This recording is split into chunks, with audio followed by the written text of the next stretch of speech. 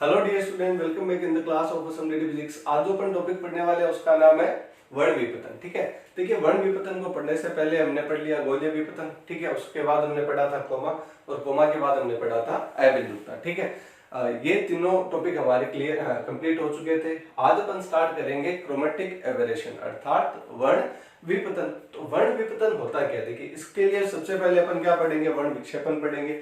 उसके बाद अपन फॉर्मूला देखेंगे फोकस दूरी के लिए। उसके बाद अपन निर्भरता देखेंगे, ठीक है, किसकी किस पे निर्भरता होती है। और उसके बाद अपन क्या करेंगे, डेरिवेशन करेंगे। ठीक है, और इसके बाद ये इसका एक पार्ट क्या हो जाएगा, कंप्लीट हो जाएगा। ठीक है, तो वर्ण विपतन को स्टार्ट करने से पहले सबसे पहले अपन बात करते हैं वर्ण विक्षेपण की। तो वर्ण विक्षेपण क्या होता है, जब आपने इंद्रधनुष का नाम सुना होगा और आपने देखा भी होगा। ठीक है, इंद्रधनुष में क्या होता है कि एक प्रकाश है, अपने जो एलिमेंट जिससे वो मिलकर बना है अपने अलग अलग रंगों में क्या हो जाता है, विभक्त हो जाता है।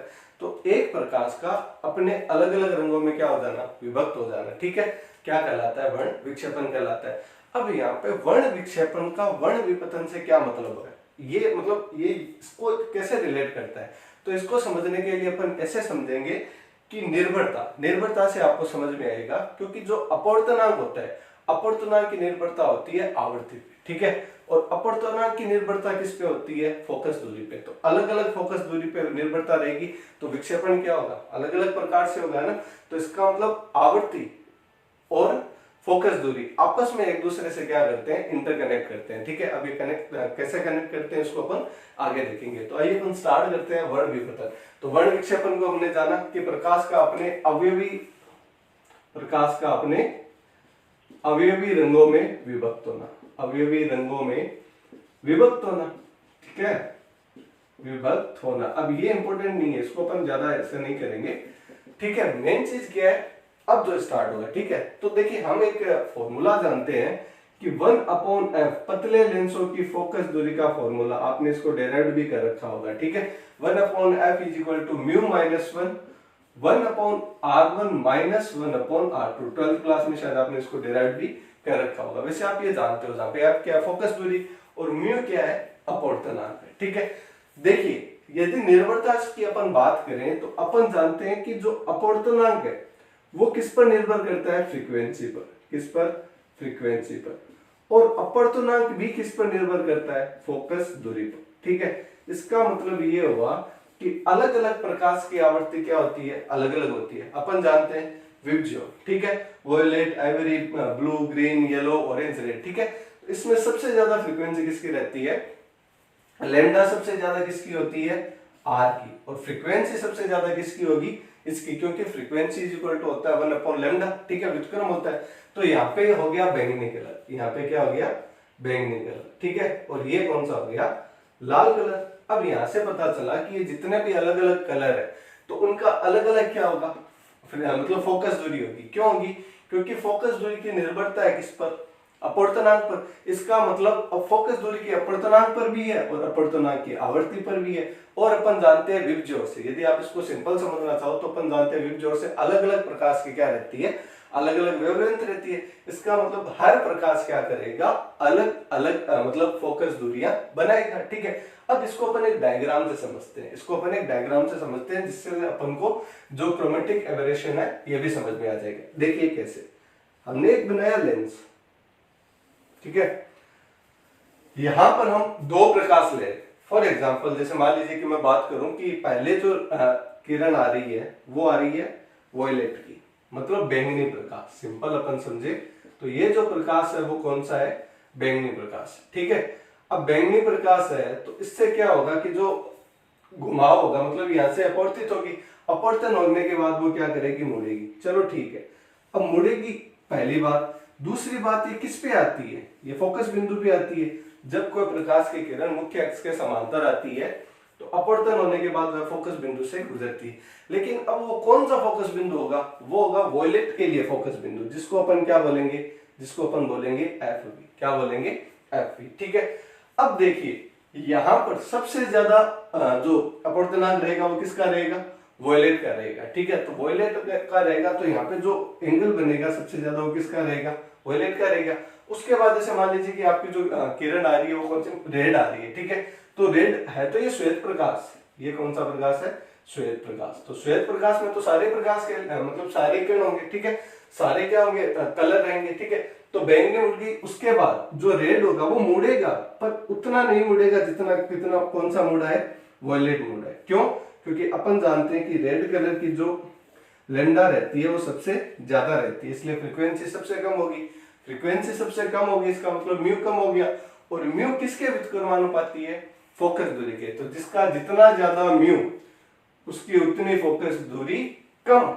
समझना, जिसका जितना ज्यादा अपवर्तनांक उसकी उतनी फोकस दूरी कम। तो यहाँ पे देखिए वॉयलेट कलर, उसका अपवर्तनांक सबसे ज्यादा होता है, इसीलिए उसमें जो विचलन होता है, जो मुड़ाव होता है, वो सबसे ज्यादा होता है। और इसी प्रकार से अपन बात करें किसके? रेड कलर में, तो यहाँ पे एफ आर ये क्या हो जाएगा? सबसे ज्यादा हो जाएगा। और इसका जो विपतन की अपन बात करें तो विपतन कितना हो जाएगा? जो इसकी लंबाई होगी, ठीक है।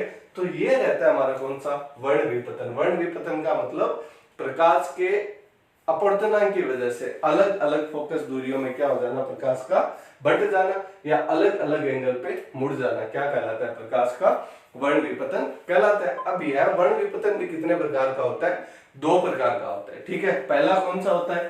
पहला होता है अक्षीय वर्ण विपतन। पहला जो होता है वो क्या कहलाता है? अक्षीय वर्ण विपतन, ठीक है।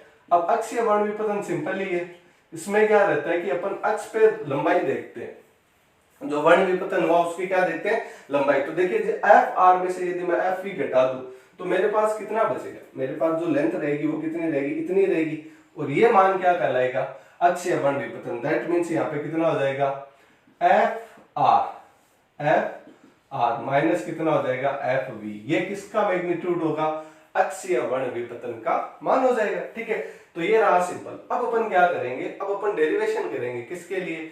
अक्षीय वर्ण विपतन के लिए। एग्जाम में पूछा जाता है कि अक्षीय वर्ण विपतन के लिए एक फॉर्मूला दे देगा कि सिद्ध कीजिए कि वर्ण विपतन में अक्षीय वर्ण विपतन का मान इतना होता है। तो अब अपन स्टार्ट करेंगे इसके लिए डेरिवेशन।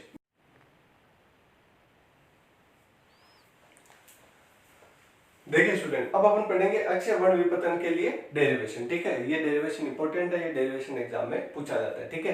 तो अक्षीय वर्ण विपतन को भी अपन 2 प्रकार से पढ़ेंगे। पहला, आज अपन पढ़ेंगे केवल अनंत पर स्थित बिंबों के लिए, और फर्दर जो वीडियो बनेगा उसमें अपन पढ़ेंगे सीमित दूरी पर स्थित बिंबों के लिए, ठीक है। तो अपन स्टार्ट करते हैं अनंत पर स्थित बिंबों के लिए। तो अनंत पर स्थित बिंब का मतलब ये होता है कि यदि कोई बिंब अनंत पर स्थित हो, 12 की अपन बात करें तो अपन क्या बोलेंगे कि वो जो प्रकाश किरणें उससे आएगी तो वो मुख्य अक्ष के क्या होगी?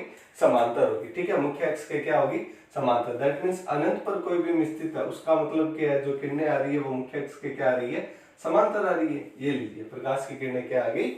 मुख्य अक्ष के समांतर आ गई। फर्दर अब देखिए यहाँ से क्या होगा? विचलन होगा, और वॉयलेट का विचलन सबसे ज्यादा होगा, अर्थात बैंगनी जो किरण रहेगी उसका विचलन ज्यादा, और लाल जो किरणें रहेगी उनका विचलन सबसे कम रहेगा। तो यहाँ पे जो फोकस दूरी बनेगी वो एफ वी के लिए बनेगी, यहाँ पे बनेगी एफ आर के लिए। तो आप बताइए यहाँ पे अक्षीय वर्ण विपतन का मान कितना होगा? सोचिए, यही तो होगा ना, एफ आर, ये जो दूरी है उसमें से मैं कम कर दूं कौन सी? F we. तो ये जो दूरी रह जाती है हमारे लिए, जो मैंने ऐसे बनाई है, ये क्या बन जाएगा? अक्षीय वर्ण विपतन। तो देखिए यहाँ पे अक्षीय वर्ण विपतन का मान कितना होगा? अक्षीय वर्ण विपतन का मान कितना होगा? यहाँ पे ये हो जाएगा एफ आर माइनस कितना हो जाएगा? F V. देखिए यदि अपन को वैल्यू मिल जाए किसकी? F R minus F V की, तो अपन क्या कर सकते हैं? इसकी वैल्यू निकाल सकते हैं, ठीक है। तो देखिए एफ आर एफ वी की वैल्यू कैसे निकालेंगे? अभी अभी हमने फॉर्मूला लिखा था 1/f इक्वल्स टू क्या होता है? म्यू माइनस 1 अपॉन कितना हो जाएगा? 1/r1 माइनस कितना हो जाएगा? 1/r2, ठीक है। तो देखिए यहां से एफ आर एफ वी बना लेते हैं और उसको घटा देंगे तो हमारे पास कौन सी वैल्यू आ जाएगी? पहली वाली। तो देखिए पहले अपन बनाते हैं एफ आर के लिए, तो बनाइए एफ आर के लिए कितना होगा? एफ आर के लिए हो जाएगा म्यू आर माइनस 1 और 1/r1 माइनस 1/r2। इसी प्रकार से एफ ऑफ आर के बाद अपन क्या बनाएंगे? एफ वी, और एफ वी कितना हो जाएगा? एफ वी हो जाएगा 1/f is equal to mu V minus 1/r1 minus क्या हो जाएगा? 1/r2, ठीक है स्टूडेंट। देखिए आपको यहाँ पे एफ आर एफ वी तो मिल गया, लेकिन आपको इस डेरिवेशन को प्रूव करने के लिए एक एफ ऑफ वाई की भी क्या रहेगी, रिक्वायर्ड रहेगी। तो अपन पहले ही बना लेते हैं एफ वाई।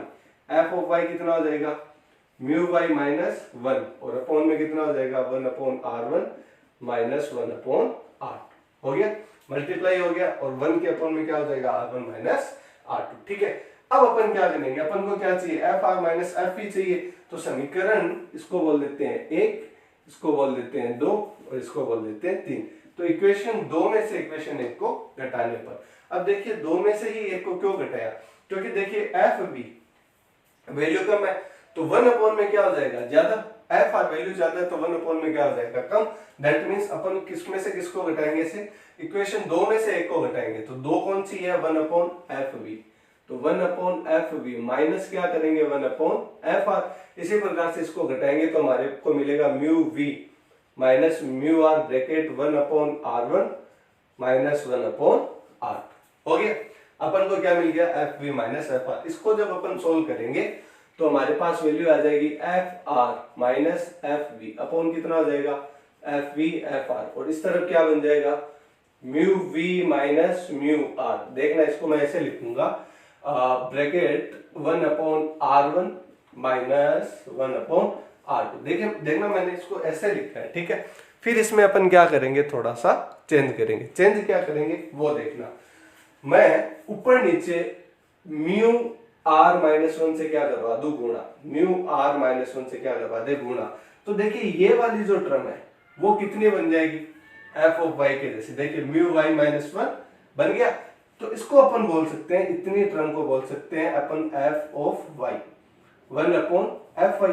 तो इसको जब अपन सोल्व करेंगे तो हमारे पास कितना आ जाएगा F R minus F V upon कितना आ जाएगा एफ वी, और हो जाएगा एफ आर। ठीक है, और इसको अपन बोल देंगे 1 अपॉन एफ वाई। समझ गए, ठीक है। अब ये जो ब्रैकेट में बना, ये जो ब्रैकेट में बना, इसको मैं बोल देता हूं ओमेगा। इसको मैं क्या बोल देता हूं ओमेगा। चलिए ओमेगा नेक्स्ट टर्म में बोलते हैं ताकि आपको पता चल जाए। तो ये हो जाएगा mu V minus mu R upon कितना हो जाएगा म्यू आर माइनस 1 मल्टीप्लाई कितना हो जाएगा 1 अपॉन एफ वाई। ठीक है, तो यहाँ पे आपको दो कंसिडरेशन करनी है। पहली कंसिडरेशन ये है कि आपको ये वाली टर्म को ओमेगा मानना है, जिसको अपन परिक्षेपण क्षमता भी बोलते हैं। Omega mu V minus mu R upon कितना आ जाएगा म्यू आर माइनस 1। ये क्या आएगी परिक्षेपण क्षमता। और एक एफ ऑफ वाई बराबर मानना है root of F Y, sorry root of F V, और क्या हो जाएगा रूट ऑफ एफ आर। ठीक है, तो देखिए यहाँ पे एफ वी एफ आर है ना, दैट मीन्स यहाँ पे एफ वाई का क्या हो जाएगा स्क्वायर हो जाएगा। तो ये टर्म बन जाएगी हमारे पास F R minus F V upon F Y का स्क्वायर, और इस तरफ ओमेगा अपॉन कितना आ जाएगा एफ वाई। इससे स्क्वायर से ये कैंसिल आउट हो जाएगा, तो हमारे पास आ जाएगा F R minus F V is equal to हो जाएगा ओमेगा एफ वाई। ये लीजिए, ये हो गया आपका डेरिवेशन, जो एग्जाम के हिसाब से क्या रहता है इंपॉर्टेंट रहता है। इसका नाम क्या है, अनंत पर स्थित बिंबों के लिए वर्ण विक्षेपण क्षमता का मान। ठीक है, आपको एग्जाम में ये फॉर्मूला दिया हुआ है कि सिद्ध कीजिए कि अनंत पर स्थित बिंदु के लिए वर्ण विक्षेपण का मान इतना होता है। या इससे क्या पूछ लेगा, इससे आपको कोई ना कोई न्यूमेरिकल पूछ देगा कि ज्ञात कीजिए एफ आर एफ पी का मान इतना है और ओमेगा इतना है, तो एफ वाई या जो भी आपको निकालना पूछे। ठीक है, तो आई होप स्टूडेंट आपको ये वीडियो समझ में आया होगा। नेक्स्ट जो अपन क्लास लेंगे वो होगा किस पे, सीमित दूरी पर स्थित बिंबों के लिए। Thanks for this video watching, thank you.